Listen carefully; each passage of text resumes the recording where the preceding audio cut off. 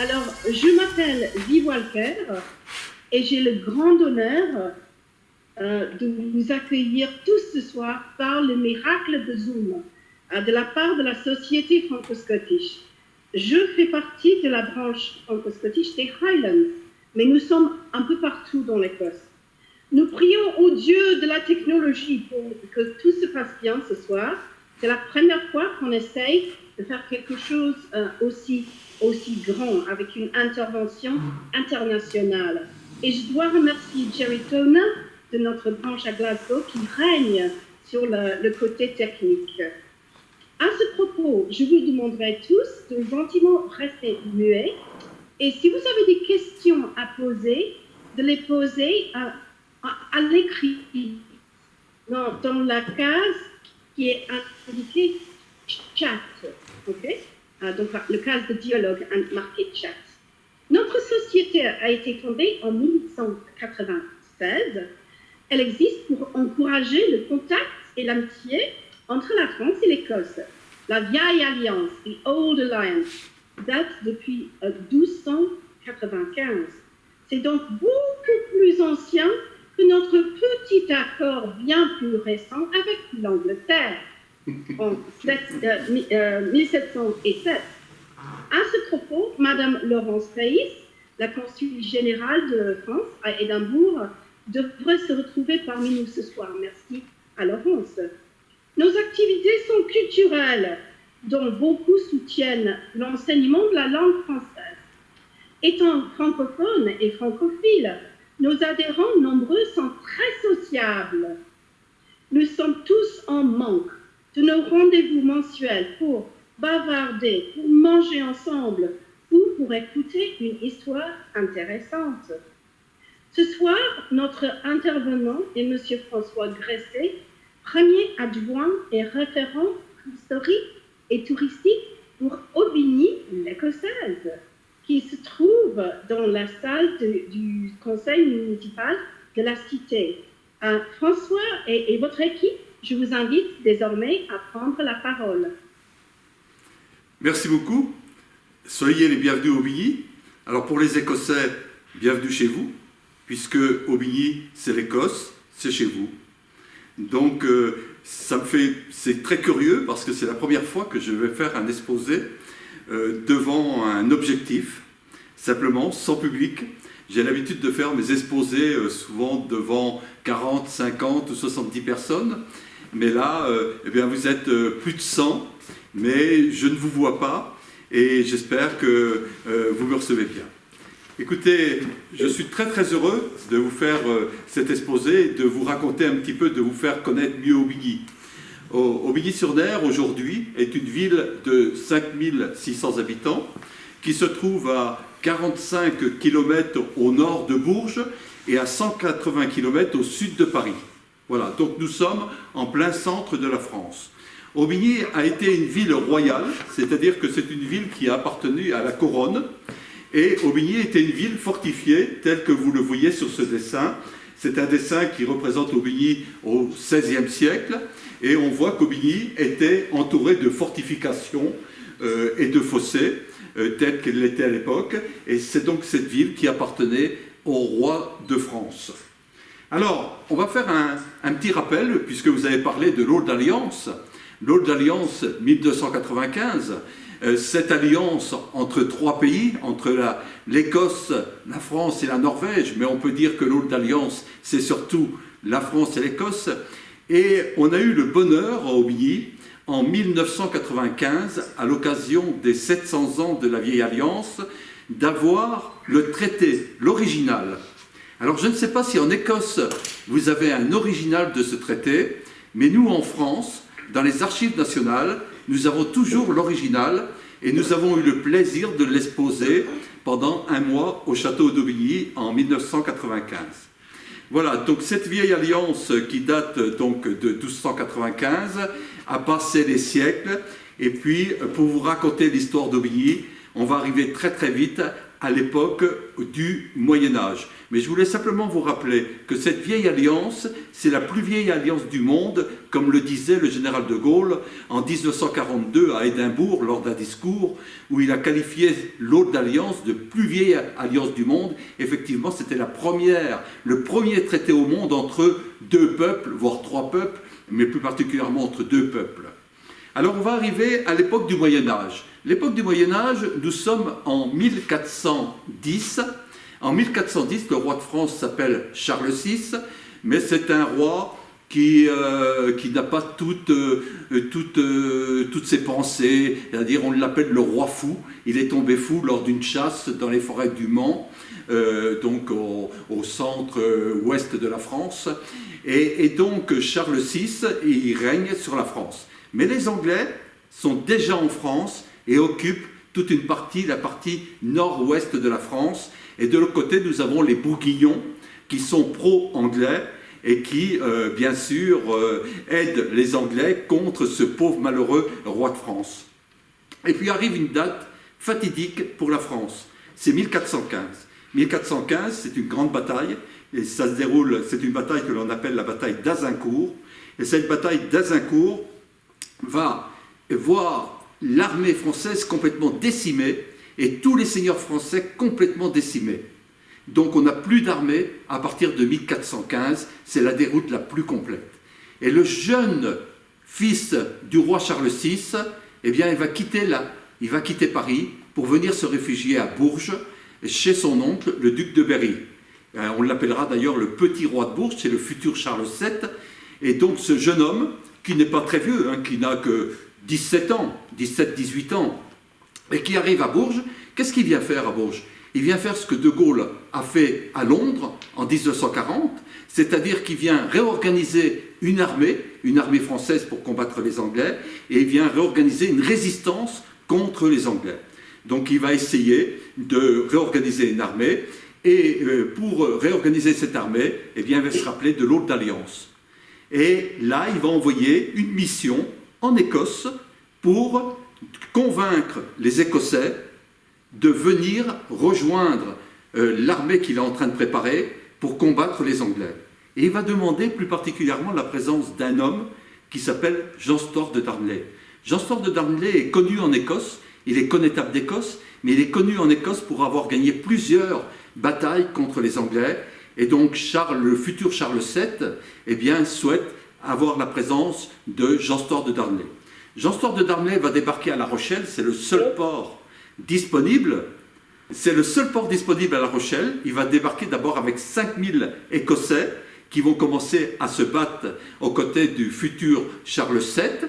Et il va y avoir une bataille qui va se dérouler en 1421, qui est à côté de Angers. Et c'est une bataille qui s'appelle la bataille de Baugé. Et ça va être une victoire qui va être le contraire d'Azincourt, puisque les Écossais vont décimer littéralement l'armée anglaise, et plus particulièrement tuer le frère du roi d'Angleterre qui dirige cette armée.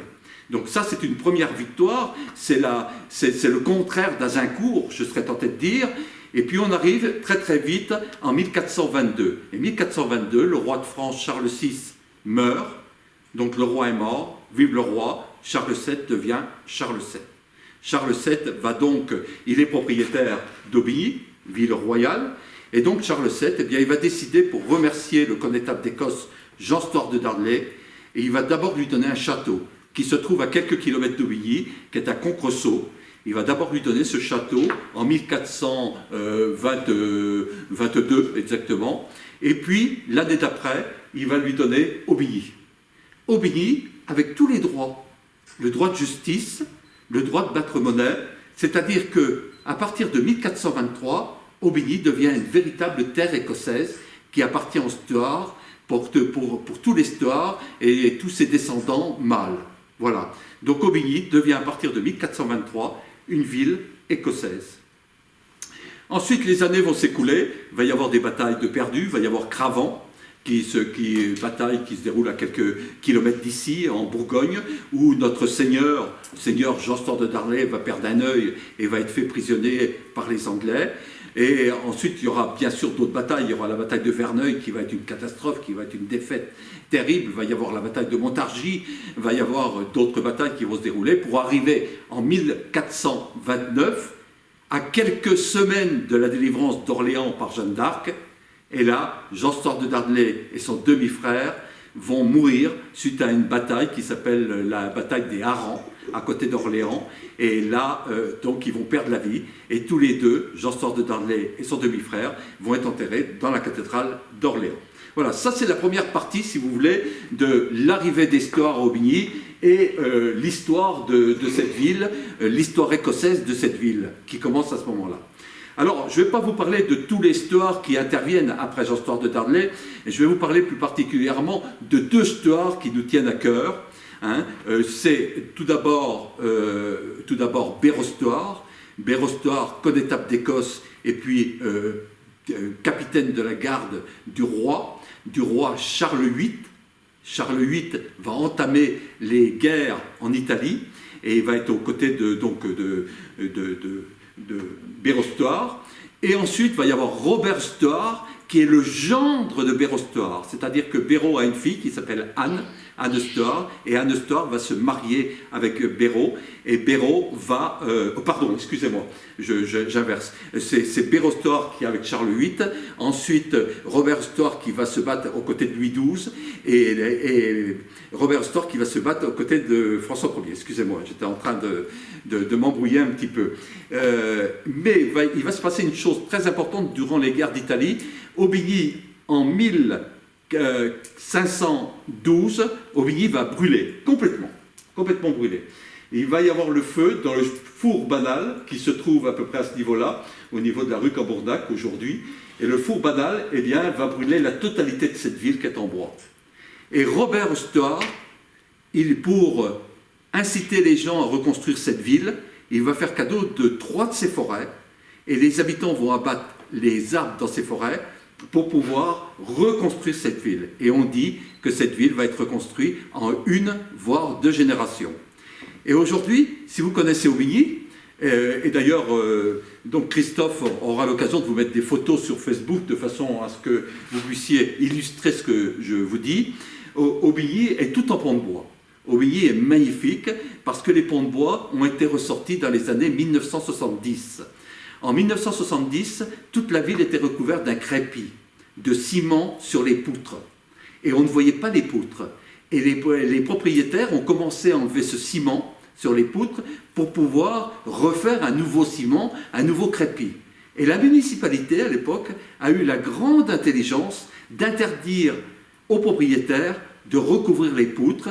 Et à ce moment-là, la municipalité a apporté de l'argent, d'ailleurs, à subvention qui est actuellement en 2021, qui existe toujours, cette subvention qui permet aux propriétaires de pouvoir ressortir les poutres. Donc Aubigny est doté d'une architecture absolument magnifique de maisons à colombage que vous pourrez voir si vous avez l'occasion de venir à Aubigny. Voilà donc pour l'histoire de notre seigneur d'Aubigny, Robert Stoart. Alors, les années vont s'écouler. Et vous allez me dire, et l'Aulne d'Alliance? L'Aulne d'Alliance, ça va être resigné, et vous le savez très bien, puisque vous êtes au milieu de l'Aulne d'Alliance, elle va être resigné grâce au mariage de Marie Stoart et de François II. Mais il faut quand même que je vous parle de Marie Stoart, parce que Marie Stoart va avoir un lien très important avec Aubigny, et vous verrez dans la suite de mon histoire. Marie Stoart, jeune reine d'Écosse à quelques semaines, puisque son père vient de mourir, sa mère est française, c'est une de Guise, et donc on va envoyer Marie Stoart à la cour du roi de France pour parfaire son éducation. Et avec quand même l'idée qu'on va la marier avec ce petit garçon qui vient de naître à la cour du roi de France et qui sera le futur roi de France. Donc les années vont s'écouler, Marie Stoart va être en France, elle va parfaire son éducation pour arriver à l'âge de 17-18 ans et pour épouser ce petit jeune homme qui n'en a que 15. Et donc François II. Henri II, le père de François II, Henri II, qui est marié avec Catherine de Médicis. Henri II, eh bien, malheureusement, c'est le fils de François Ier, Henri II d'ailleurs. Henri II eh bien, va mourir d'une manière tragique lors d'un combat tout ce qu'il y a de plus amical, et avec un Écossais, avec Montgomery, et qui malheureusement, Montgomery va lui mettre la lance dans l'œil, mais sans le faire exprès, c'est un accident. Et le pauvre roi, Henri II, va mourir.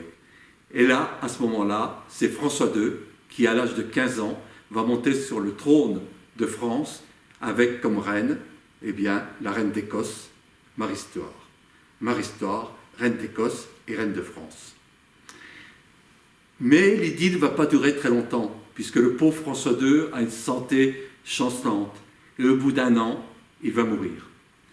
Il va mourir et sa mère va être d'ailleurs très triste. C'est à partir de là qu'elle va porter, Catherine de Médicis, ces vêtements noirs qu'on lui connaît. Elle va en vouloir presque à sa belle-fille, Marie-Stuart, et elle va renvoyer Marie-Stuart en Écosse. Et Marie-Stuart va repartir donc en Écosse, et là, Marie-Stuart va se remarier. Et c'est là que ça commence à être intéressant, parce qu'elle va se remarier avec son cousin, qui est un Stuart, mais un Stuart de Darnley, c'est-à-dire un Stuart de la famille des Stuarts d'Aubigny, de Darnley. Bon, l'histoire, après, vous la connaissez, l'histoire de Marie-Stuart, avec sa cousine Élisabeth Ier, où ça se passe mal, avec certains seigneurs écossais, où ça se passe pas très bien. Et là, vous connaissez la fin tragique de Marie-Stuart, puisqu'à la fin, la reine va lui faire couper la tête, et donc Marie-Stuart va disparaître à ce moment-là. Et d'ailleurs, ce qui est très curieux, c'est qu'elle va être enterrée à Londres, et elle est enterrée à quelques mètres Marie-Stuart est enterrée à quelques mètres de sa cousine, donc Élisabeth Ier. Et celui qui va monter sur le trône d'Écosse, c'est son fils, Jacques VI. Jacques VI qu'elle a eu avec Jean Stuart, avec Henri Stuart de Darnley. Et donc Jacques VI va devenir roi d'Écosse, et ensuite il deviendra roi d'Angleterre quand la reine Élisabeth Ier va mourir. Eh bien, il n'a pas de descendant. Son seul descendant, c'est ce cousin éloigné, Jacques VI, qui deviendra Jacques Ier, roi d'Angleterre. Et là, on peut considérer que l'Hôte d'Alliance s'arrête un peu là, puisque le roi d'Écosse, c'est le roi d'Angleterre, le roi d'Angleterre, c'est le roi d'Écosse. Donc on peut considérer que la fin de l'Hôte d'Alliance, c'est cette période. Voilà. Donc, voilà donc l'histoire jusqu'à Marie-Stuart. Et puis, je vais vous parler à présent d'une deuxième histoire, Aubigny. On va arriver à l'époque de Louis XIV, on va arriver à l'époque de Charles Ier d'Angleterre, et donc à cette époque-là, Charles Ier d'Angleterre, qui est le petit-fils de Marie-Stuart et du Stuart de Darnley. Donc Charles Ier d'Angleterre va se faire renverser, on va lui couper la tête et on va instaurer la République en 1649. Et donc le fils, Charles II d'Angleterre, va quitter l'Angleterre pour venir se réfugier en France auprès du roi Louis XIV. Et Charles II d'Angleterre va faire connaissance d'un des derniers Stuarts d'Aubigny, qui s'appelle Ludovic Stuart, qui est chanoine, donc qui n'a pas de descendant. Donc automatiquement Aubigny va revenir à la couronne de France et revenir à Louis XIV. Et donc Charles II d'Angleterre va faire connaissance de ce Ludovic Stuart. Et quand il va repartir en Angleterre en 1660, année où on va le remettre sur le trône comme roi d'Angleterre et roi d'Écosse, eh bien, à ce moment-là, il va emmener Ludovic Stuart, il va le nommer évêque à Londres, et d'ailleurs cet évêque deviendra après cardinal, et c'est même lui, Ludovic Stuart, seigneur d'Aubigny, qui va le marier directement à Londres. Voilà donc pour Charles II d'Angleterre. Alors, ça c'est la deuxième histoire d'Aubigny, parce qu'Aubigny va être donc rendu à Louis XIV, et donc en Angleterre, le roi d'Angleterre, Charles II, il a une sœur qui s'appelle Henriette, Et en France, nous avons Louis XIV. Versailles, et Louis XIV a un frère qui s'appelle le duc d'Orléans. Le duc d'Orléans, on ne peut pas dire que les femmes, ce n'était pas tout à fait son truc, mais à cette époque-là, il fallait qu'ils se marient. Et de toute façon, on ne leur donnait pas tellement le choix, il fallait qu'ils se marient et qu'ils fassent des enfants. Donc, on va décider que l'on va le marier avec la sœur du roi d'Angleterre, Henriette.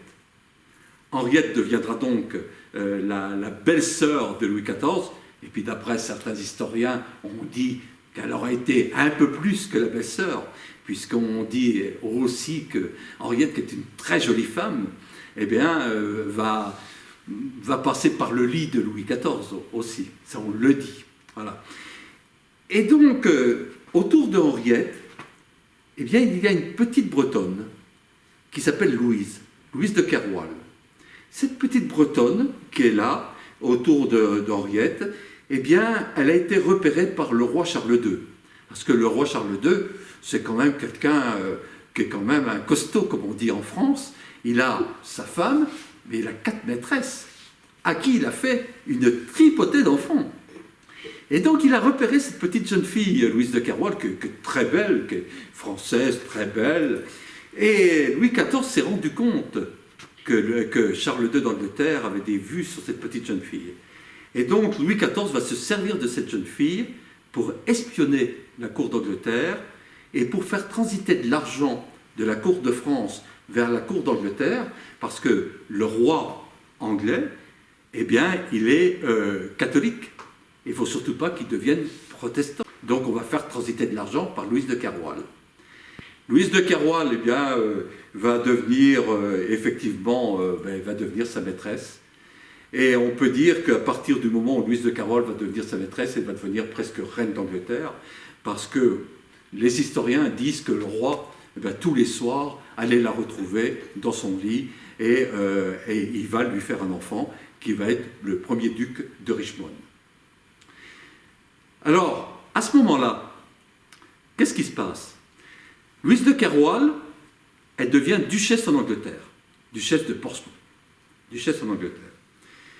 Mais à ce moment-là, Charles II d'Angleterre, n'oubliez pas qu'il est un descendant des Stuart de Dudley, par son arrière-arrière-grand-père, le mari de Marie Stuart.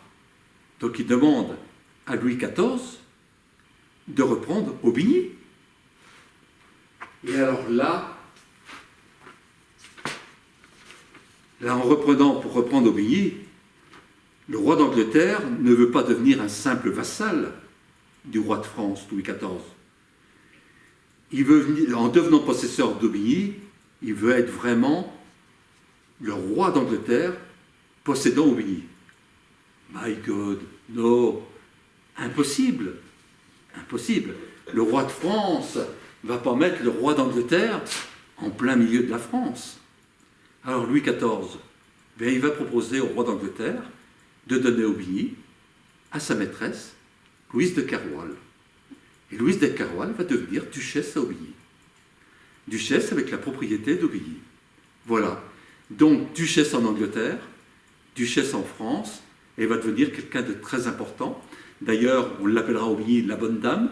Elle va faire construire les grands jardins à côté du château grâce à un disciple de Lenôtre. Elle va finir de faire construire ce château, le château des Stores qui se trouve là, et va finir de construire le château qui se trouve à la Verrerie, à quelques kilomètres d'ici. Elle va apporter beaucoup, on l'appellera la bonne dame, parce qu'elle va apporter beaucoup à tous les miséreux, à tous les gens qui sont dans le besoin.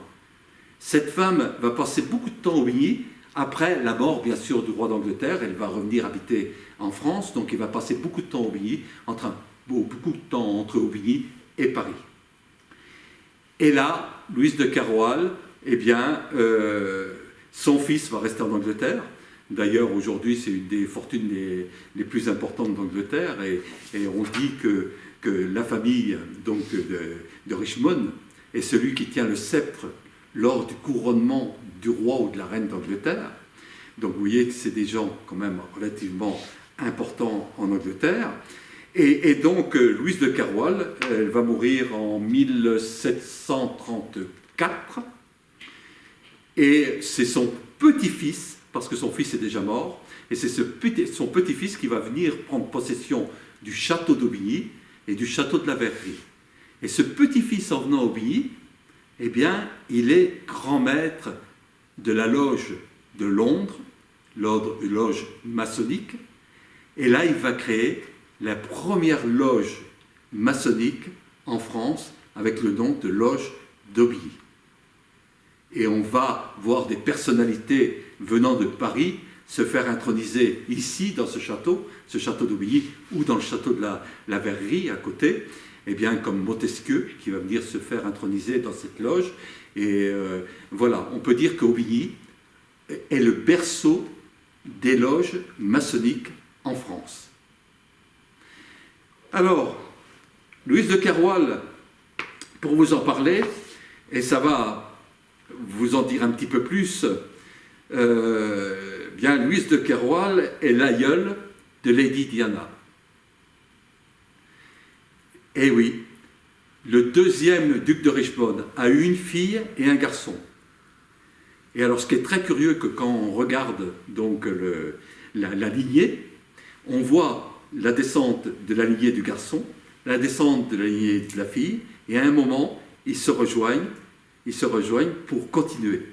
Et à ce moment-là, on voit apparaître la famille Spencer, la famille donc de la duchesse, et il faut se dire, et c'est une chose importante, il faut se dire que William, le futur roi d'Angleterre, eh bien, vous avez un problème là, Oui. Il y a une coupure. J'arrive. Ah, on va remettre la vidéo en marche. C'est bon. Voilà, la Oui, vidéo. c'est bon. Donc j'en étais à William. C'est ça, hein. J'en étais à William, donc le fils de Lady Diana. Le jour qu'il va monter sur le trône d'Angleterre, c'est un petit peu les Stuarts qui vont remonter sur le trône d'Angleterre. Et puis, c'est l'histoire de Darnley. Donc c'est un peu Aubigny qui va monter sur le trône d'Angleterre. Vous voyez un peu. Et c'est pour ça qu'on a une histoire très riche entre vous, les Écossais, nous, Aubigny. Donc on a une histoire très très riche. Et il faut savoir aussi une chose très importante, c'est que jusqu'en 1904, c'est-à-dire au début du XXe siècle, les Français tous les Français, comme tous les Écossais, avaient la possibilité d'avoir les deux nationalités, la nationalité française et la nationalité écossaise. Voilà. Donc, Aubigny, eh bien, écoutez, on cultive notre histoire écossaise d'une manière importante, c'est-à-dire que quand vous, les Écossais, vous venez, donc vous êtes chez vous, Nous avons une statue à la gloire de tous les Écossais qui sont morts pour la France depuis l'aube d'Alliance. Hein. On a une salle à côté qui s'appelle salle Bill Milligne. Bill Milligne étant le cornemuseux écossais qui, lors du débarquement, a débarqué avec sa cornemuse et les soldats écossais derrière lui en 1944. Donc nous lui avons donné une salle. Bien sûr, au Aubigny, nous avons un whisky écossais. Nous portons le kilt des Stuarts revenant de la chasse. Et j'ai voulu, pour vous faire honneur, le porter ce soir, pour vous tous nos amis écossais. Et donc, nous avons nos grandes fêtes écossaises qui se déroulent tous les ans, qui malheureusement n'ont pas pu avoir lieu l'année dernière. Et cette année, eh bien, nous sommes en train de voir si on pourra, et je l'espère, si on pourra les faire. Mais voilà, donc l'Écosse pour nous, c'est quelque chose de très très important. Et je crois que j'ai fait un petit peu le tour de mon sujet. Je suis resté dans les clous une demi-heure, 30 minutes. Donc voilà, donc notre histoire formidable d'Aubigny.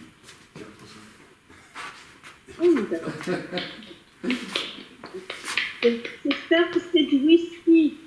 J'espère que c'est du whisky. Non, pas tout à fait. Il est blanc. C'est de l'eau. On a du whisky Aubigny, mais malheureusement c'est de l'eau. Et c'est de l'eau d'Aubigny. Elle est bonne. Voilà. Alors, je ne sais pas si nous avons des questions sur le chat, mais il y avait une question. Je voulais débuter les questions avec une petite question un peu osée. Oui, allez-y. Est-ce que vous regrettez la mort de la famille royale française? Non, on ne peut pas dire qu'on est royaliste. Non, on est d'abord, en France, on est quand même républicain avant d'être... Non, je pense que la mort du roi Louis XVI, donc après la Révolution, en 1789, je veux dire, c'est... on ne peut pas dire qu'on regrette la mort de la famille royale française. Absolument pas. En France, on a la République. On a la République, on la vit très bien, notre République. Ça se passe pas trop mal. Ça se passe pas trop mal. Donc, mon Dieu, je vois pas très bien un roi. Et l'esprit des Français, je pense pas très bien un roi revenir et avoir un petit peu le même style de constitution que vous avez en Angleterre et en Écosse, quoi. Bon, je posais la question avec un petit clin d'œil. Oui, j'ai bien compris. Alors vraiment, on s'est régalé ce soir. Est-ce qu'il y a d'autres questions? Je vais juste vérifier. Oui, alors de Laurence Pays, notre consul général, bravo pour cette présentation passionnante, et chapeau, etc. Et les liens toujours maintenus avec l'Écosse. Oui, pourvu que ce casse-pied de Covid nous laisse en paix bientôt, et peut-être on va pouvoir renforcer les liens que nous avons débutés ce soir avec cette intervention. Et j'aimerais vous rappeler que nous allons réciproquer. Jeudi, le 25 mars, nous, ici, dans les Highlands, nous allons essayer de vous faire visiter un petit peu nos lieux et de vous parler un petit peu des liens français, quelques-uns assez bien connus, tels Marie, la reine des Écossais, Marie Stuart, mais aussi des autres. Nous avons certains mangeurs de choux dont je vais vous parler. Et là, c'est pour il y a jusqu'à un mois, donc le mois prochain. Mais vraiment, on s'est régalé avec votre présentation et merci infiniment de nous avoir raconté tout ça. Ah, une question. Il y a 4 questions. Oui, il y a 4 questions qui sont venues. Excellent. Est-ce qu'il reste des familles qui portent toujours des noms écossais sur Aubigny? Absolument. Absolument. Nous avons toujours des descendants d'Écossais. Les Villogi, les Turpins, on avait là un maire d'une petite commune dans le Sancerrois, du côté de Sancerre, et qui était un descendant d'Écossais, de la Merville. Et d'ailleurs, depuis qu'on porte le kit à Aubigny, il s'est mis à porter le kit de sa famille. Et on a un certain nombre, on a les MacNab qui sont d'origine écossaise, on a beaucoup de personnes encore dans la région qui ont des origines écossaises. C'est intéressant. Une autre question de Cécile, ma collègue Cécile à Inverness. Cécile est guide touristique par excellence. Je suis sûre que si vous venez ici, vous allez la rencontrer. Est-ce que les ducs de Richmond visitent-ils régulièrement Aubigny? Les ducs de Richmond. Nous avons reçu à Aubigny le 10e duc de Richmond dans les années 90. Je ne saurais plus vous dire si c'est en 92 ou 93. On a reçu le duc qui n'était pas très jeune d'ailleurs, et il doit être mort depuis. D'ailleurs, à présent, c'est le 11e duc de Richmond à Goodwood.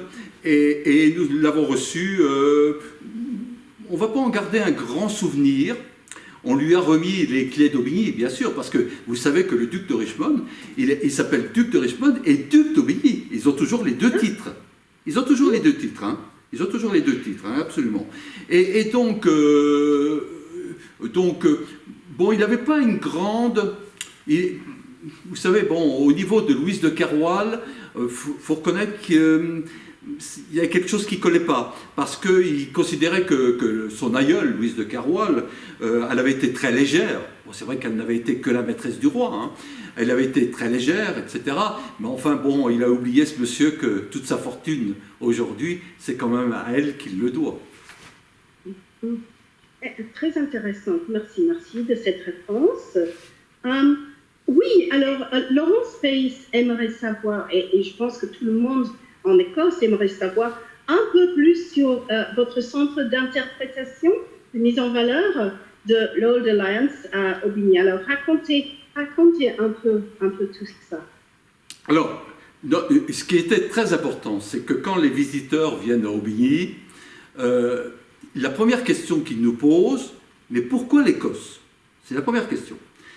Pourquoi un drapeau écossais juste en face du château? Pourquoi l'Écosse? Pourquoi, si on rencontre quelqu'un dans la rue, on peut très bien rencontrer quelqu'un dans la rue qui est en kit? Hein, on a un garçon qui s'appelle Robert, qui va être en kit 24 heures sur 24 et 365 jours toute l'année, donc on peut le rencontrer en ville, et les gens se posent la question. Donc à partir de là, on a voulu faire un centre d'interprétation pour pouvoir présenter ce qu'est l'Old Alliance, vraiment l'Old Alliance, avec un support historique. Et puis on a voulu raconter ensuite l'histoire d'Aubigny en travers les siècles et en travers les trois qui ont marqué beaucoup la vie d'Aubigny: Jean Stuart de Darnley, connétable d'Écosse, hein, ensuite Béraud Stuart, et ensuite Robert Stuart, qui ont marqué vraiment la vie d'Aubigny. Et donc on raconte leur histoire en travers les différentes batailles qu'ils ont livrées, en travers les amitiés qui se sont nouées avec les différents rois, François Ier, etc. Et puis ensuite on termine bien sûr par l'histoire de Louise de Keroual, parce que l'histoire de Louise de Keroual est intimement liée avec l'histoire des Stuarts. Formidable, merci beaucoup. Une belle idée ici de Cécile. Pensez-vous que ces liens que nous sommes en train d'établir puissent évoluer aussi avec la jeunesse? Est-ce qu'on pourrait faire un projet en commun, quelque chose en commun avec la jeunesse? Pourquoi pas? Pourquoi pas? Vous savez, il y a le jumelage Aubigny-Addington est très vivant, très riche, et marche très fort depuis 40 ans, Christophe, hein, je crois 40 ans, plus de 40 ans. Hein, plus de 40 ans. Donc vous voyez ce jumelage. Moi j'ai connu dans ma jeunesse, il y a quand même quelques années, je faisais partie d'un club qui s'appelait l'Accordéon Club, et on avait comme marraine la baronne des Stuarts. Donc c'était une Écossaise qui était très maigre, d'ailleurs très grande, qui faisait 1m80 ou 1m90, très distinguée. Et cette baronne des Stuarts venait, et elle était notre marraine dans notre association, l'Accordéon Club. Et on peut dire que grâce à cette baronne, c'est à partir de là que nous avons créé des liens d'amitié qui se sont créés avec Addington, plus particulièrement Addington et Aubigny. Alors il y a des échanges avec les jeunes, il y a eu des échanges avec les clubs sportifs, il y a eu des échanges au niveau sport, au niveau culturel, et après on a quand même beaucoup de personnes qui viennent, et on peut dire que les jeunes sont quand même très attachés. Les Écossais, les jeunes Écossais, sont très attachés à notre histoire, à l'histoire qui les lie entre la France et l'Écosse. Hein. Donc, nous, on serait tout à fait d'accord pour amplifier encore l'amitié entre jeunes que l'on pourrait développer à partir d'Aubigny vers l'Écosse ou vice-versa. Excellent. Alors, une question très bien précise. Est-ce que vos joueurs de cornemuse se réunissent toujours? Oui. Alors, donc on a la chance d'avoir un pipe band. Un pipe band écossais, on a beaucoup de chance, qui a été créé par une jeune Écossaise qui s'appelait Kerry. Cette jeune femme est venue ici pour enseigner l'anglais donc dans un centre que nous avons. Et cette jeune personne jouait de la cornemuse. Et le maire de l'époque lui a demandé de former de former un certain nombre de personnes. Et on n'a pas de musique française, du type française, vous savez, fanfare, etc. On n'a pas de fanfare à Aubigny. Donc nous avons que le paille-bande. Le paille-bande qui oscille entre 15 et 25 personnes, en comptant les cornemuses, les batteries, etc. Et bien sûr, tout le monde en kit. Et on a eu l'occasion de voir le paille-bande d'Aubigny à Walt Disney, à l'occasion de grandes manifestations à Disneyland, où ils ont participé. On a eu l'occasion de voir le paille-bande d'Aubigny au championnat de France, où ils sont arrivés 3e. On a eu à Lorient. Donc le paille-bande d'Aubigny a une réputation quand même assez importante. Et nous sommes très fiers de notre paille-bande, qui grâce au paille-bande d'Addington, parce qu'il faut reconnaître que c'est le paille-bande d'Addington qui les a initiés, et je ne veux pas dire complètement formés, mais qui les a motivés. Formidable. Et donc, ça va avec notre histoire. Votre histoire. Et aussi, le kit intéresse beaucoup de gens ici. Est-ce que c'est exact que vous avez un kit maker sur place, un fabricant de kits sur place? Absolument, absolument. Nous avons Lady Christelle, qui est une dame qui s'est passionnée pour les kits, qui s'est passionnée complètement. Elle fabrique des kits, alors je serais presque tenté de dire qu'elle fabrique des kits pour la France entière. Hein. C'est-à-dire qu'elle a des commandes qui viennent de tous les paille-bandes de France, et puis même des gens, des associations porteurs de kits, puisqu'en France nous avons des associations porteurs de kits. Et puis lors de nos fêtes franco-écossaises, nous avons aussi, je ne vous en ai pas parlé tout à l'heure, mais nous avons aussi un grand rendez-vous de clans. Les clans, on a beaucoup de clans qui viennent rejoindre les fêtes franco-écossaises, et c'est un lieu, Aubigny est un lieu de rendez-vous pour les clans.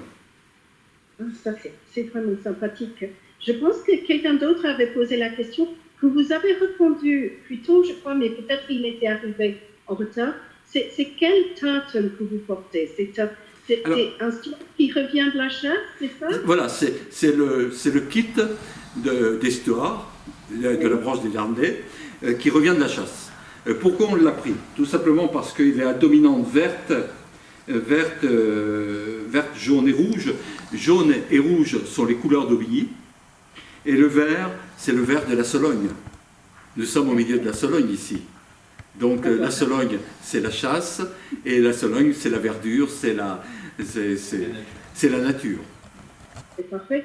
Alors, quelqu'un envisage se déménager, je crois. C'est Marie-Christine qui pose la question. Avez-vous déjà un pub écossais sur Aubigny? Un pub écossais, oui. Ah, Marie-Christine, c'est déjà fait. Nous avons un pub écossais qui a été fait par un véritable écossais. C'est un monsieur qui s'appelait Malcolm Gillespie. Et cet écossais qui est venu à Aubigny a acheté une propriété à côté d'Aubigny. Il ne s'est plus beaucoup dans notre ville. Et il a créé ce pub, il l'a créé dans les années 1995.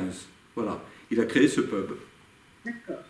Et ce pub est resté très très longtemps sa propriété. Aujourd'hui, ça ne l'est plus, mais à l'époque où c'était sa propriété, tous les samedis, il demandait à ses serveuses d'être en kit. Lui-même, il était en kit, en grand uniforme d'officier écossais, etc. Donc c'était vraiment, il y avait un folklore très important qui existait. Formidable. Et un petit mot là, Sylvia nous raconte qu'elle était la traductrice au mariage de Kerry avec un jeune d'Aubigny. Ah, absolument. Comme le monde est petit. C'est formidable parce que Kerry qu'on adorait, qui est retournée d'ailleurs en Écosse avec son mari, eh bien, elle a fait connaissance d'un piper, d'un jeune piper qui jouait donc de la cornemuse, et ils se sont plu, ils se sont mariés, et comme il était militaire, elle a été obligée de le suivre sur ses différentes missions. Je crois qu'elle a dû partir sur Bordeaux, elle a dû partir sur Orléans, et je crois que tous les deux, où ils ont 3 ou 4 enfants, je ne sais plus, ils ont un certain nombre d'enfants. Hein, la dame pourrait nous dire combien ils ont d'enfants aujourd'hui, et ils habitent donc en Écosse. Très bien, très bien. Alors, oui, Laurence s'intéresse beaucoup à votre intervention et vous remercie beaucoup. Et je pense qu'elle va s'installer dès son retour en France pour ne plus quitter l'Écosse. Ce n'est pas une mauvaise idée, ça. Mais je pense qu'il y aurait une longue ligne de gens qui veulent déménager sur Aubigny. Alors, pour vous faire un aveu, nous avons mis donc le drapeau français et le drapeau écossais, c'est tout à fait normal, et nous n'avons pas mis le drapeau européen, pour ne pas vous faire de peine. C'est triste. Alors, peut-être une petite dernière question sportive de Alistair. Qui va gagner entre la France et l'Écosse la match du rugby à Paris le 28 février? Les Méliens. Qui va gagner? Alors, Mon Dieu. ici, on est très embêtés. Quand c'est les Écossais qui gagnent, on applaudit. Et quand c'est les Français qui gagnent, après tout, on applaudit aussi. Donc, vous voyez, donc on est très embêtés, là. Là, c'est... Ou peut-être le tout dernier. Oui. Faites-vous un Burns Night avec du Haggis le 25 janvier. Vous faites ça avec la France Oui, c'est le comité de jumelage. C'est le comité de jumelage qui le fait, Qui organise. qui organise. Oui. D'accord. Peut-être quelques-uns des gens qui assistent ce soir pourront peut-être venir pour ça dans l'avenir. Espérons. Peut-être. Mais je pense que là, vous avez vraiment, ça a été une soirée passionnante, je trouve. Et je dois vous remercier, François, Christophe, merci beaucoup. Ça s'est passé très très bien. À un moment, on avait 149 intervenants ici. D'accord, formidable. C'est faramineux. Normalement, les gens, les branches, normalement, c'est peut-être quelquefois 12 personnes, 15 personnes. Alors là, c'est vraiment quelque chose.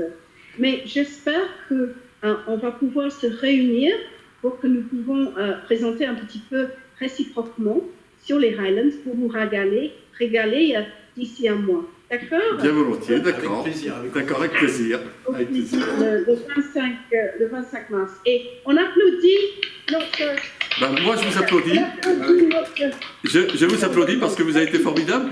Et j'avais un peu... Alors, pour tout vous dire, j'avais un peu de tract. J'avais un peu de tract parce que c'est vrai que c'est difficile de parler à un objectif. C'est plus facile de parler à 40, 50 personnes dans une salle parce qu'on ressent les sourires, on ressent, etc.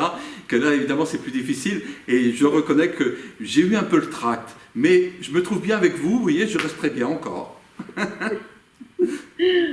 Très bien. Alors, il suffit à vous souhaiter tous une très bonne soirée. Allez manger si vous n'avez pas à manger. Allez boire si vous avez soif. D'accord. J'espère que ça serait un bon whisky écossais à Aubigny. Merci beaucoup. Merci Bonne beaucoup. soirée. Merci à vous. Merci à vous. Merci. Merci. Merci. Merci.